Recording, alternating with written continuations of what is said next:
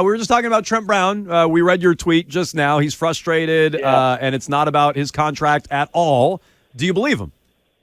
Weird comments. I don't know. He seems pretty convicted in the way he said it. Like, he laughed off the question and said that, no, there's no way it's contract related. So I sort of, and I haven't posted my notebook yet today, but one of my things of him is basically that it feels like a similar path on the hold-in track that Judon did. So I don't know why he would say it. Judon sort of, when he was asked about it, danced around the question, but he straight up said, Trent did, that he's hurt, and that's why he's, taking it lightly. So we'll see what happens, but I don't really know what the injury was. We asked someone, I forget who it was. He's out of shape. That's the injury. The injury is he's out of shape. Right, I was going to say they asked what the injury, or if it was injury related, but then nobody asked what the injury was. So you're right. He probably is out of shape. He's got to ramp up, and we'll see what happens. But they need it because the offensive line struggled once again today.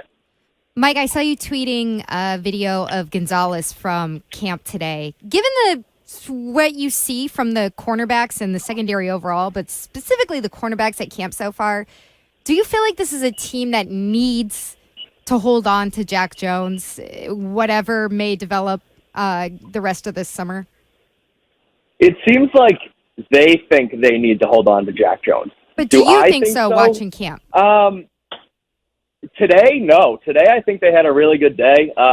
Without Jack, if Jack Jones wasn't even here, the room still had a good day. Marcus Jones was arguably the player of the day. He had a couple interceptions, a couple pass breakups. Jonathan Jones not out here. I don't know if that's sort of just another Veterans Day off for him and Matthew Slater, who wasn't here either. But even without John Jones, who's been their second-best corner behind Christian Gonzalez, Marcus Jones, and Miles Bryant had a pretty good day as well today. So I think they're going to be okay if they don't have Jack Jones for a certain length of time. But obviously he helps the room because he's been pretty good too.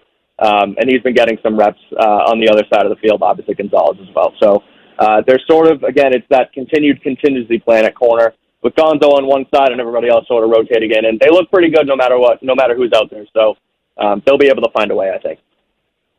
Mike, you just mentioned Marcus Jones. We know that he's been out there lining up at corner. We know he's been returning kicks. Have they run anything for him on offense? Nothing. Haven't seen it once, which today we saw Malik Cunningham out there, which, again, it was scout team, but he was, playing some quarterback that were using him as the gadget guy. We haven't seen anything from Marcus Jones yet. Which Andy Hart he's the one that says that Marcus Jones stinks at cornerback and they should just turn him to a receiver. They haven't done it yet. I'm sure that they're doing it inside the walls here. They have walkthroughs that media aren't available at. They have, their closed-off sessions. I'm sure they're trying to squeeze them in that way, but we haven't seen it with our eyes yet. So, okay. Well, the reason I ask is because we saw Tyquan Thornton now not with the ones anymore, and it seems like, some guys are getting shuffled around in terms of who they're running their drills with. First of all, where does that stand after today's session, and could Marcus Jones maybe find his way into that at some point before Thursday? Yeah, it was the same thing as yesterday, same groupings. It was Juju, Parker, Bourne, Demario Douglas, and Tyquan Thornton was again with that second unit. So it feels like a little bit of a squeeze-out type thing. I don't know if I want to go that far yet, but he's definitely competing with Demario Douglas for that fourth spot, and Douglas clearly has the upper hand. As far as Marcus Jones, yeah, I think it would help. He's a playmaker. He was out there last year, had obviously that long touchdown run. They used him, in the backfield out of the slot. So, they could use it. But right now, I think with what they've seen with Douglas and the other guys, and they're all number twos and maybe some threes, but everything looks fine on offense so far. It's the offensive line that is not allowing them to do anything. Like once when it's 7-on-7, it's 1-on-1. They're fine. The receivers are working well with Mac. Understanding what's going on. But as soon as they get to 11, it all blows up because they can't even get a look. So they're going to have to share that thing out before anything happens on offense. Okay, and that's twofold. And we're talking to Mike Kadlick of WEEI.com. It's twofold because, number one, in a real game, these are sacks, and, they're plays that continue in a training camp setting, but not in a real game setting.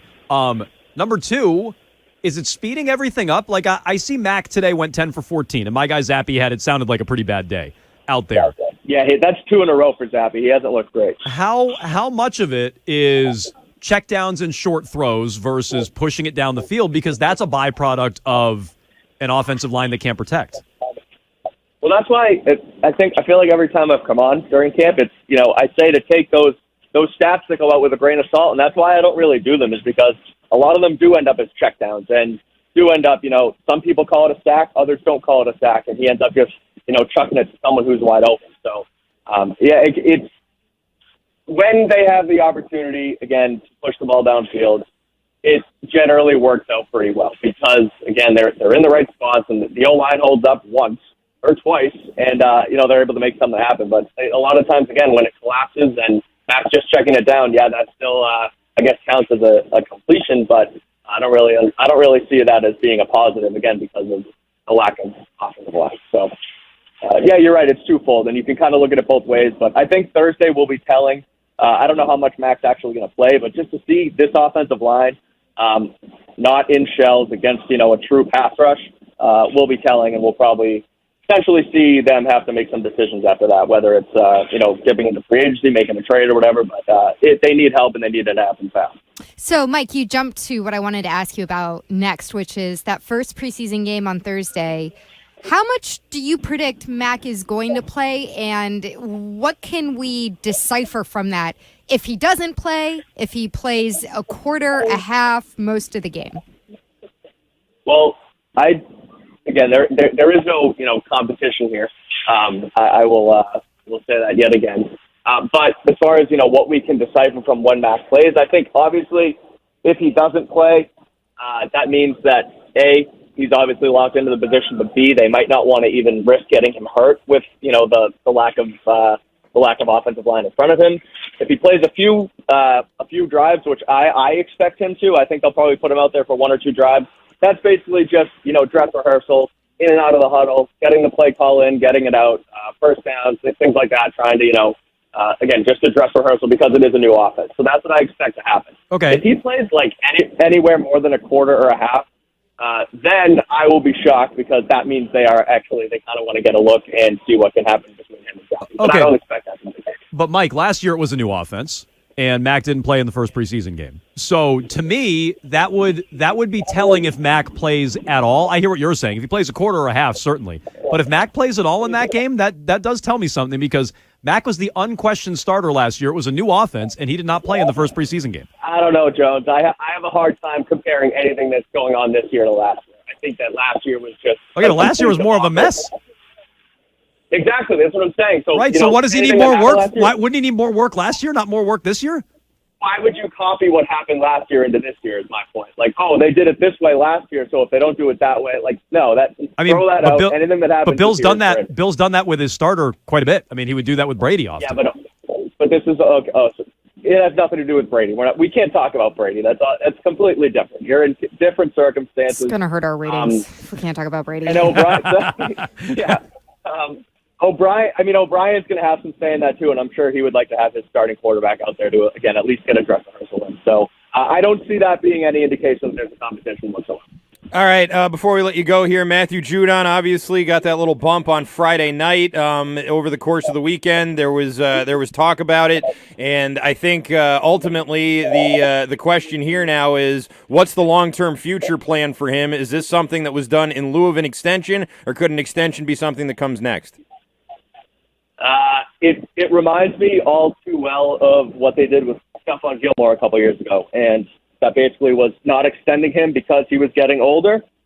Instead, they just adjust his money this year, and then they'll play the same song and dance next year. If it gets to next year and he still doesn't have, an extension, whether it's, even just a year beyond, I think you could see things get ugly because he doesn't, like to play ball like that. But I can see them, trying to move on, wanting to move on because they didn't. It's clear to me that they didn't want to extend him because he's, at 30 years old now, and he's getting to a point where you don't want to have a guy around that long. So I guess obviously we'll see what happens there. But I think this year he's going to be fine. He got his money, and he's going to be pretty dang good. So I don't think they necessarily need to extend him. He sounds happy, so that's kind of my take. Does this mean they're going to try and re-sign him 3 years later, like they did with Stephon Gilmore, and get rejected? That was kind of nuts. No, probably not. No, okay. It was a little insane. So I have a theory as to why Jonathan Jones isn't there today. Okay. Was he ducking you? The beef? Was he ducking you? Yeah, I think so. Yeah, I don't think he's recovered. I think maybe that's what's going on because we saw Kendrick Bourne go right at Mike Giardi. Maybe he's ducking you. Maybe that's what's going on. He's Mike Kadlick, WEEI. He was supposed to talk after Friday's practice, and he wasn't there. So I was trying to give him the business, but no, nothing there. So Did he ever respond to your podcast invitation? No, he did not. He did not come on the Six Rings and football thing. Well, Definitely scared. That's a shame. He's Mike Kadlick of WEEI.com. You can check him out there. Thanks, Mike. Thanks, guys. Appreciate it. All right, Mike Kadlick is all our guest. Joins us on the Harbor One hotline.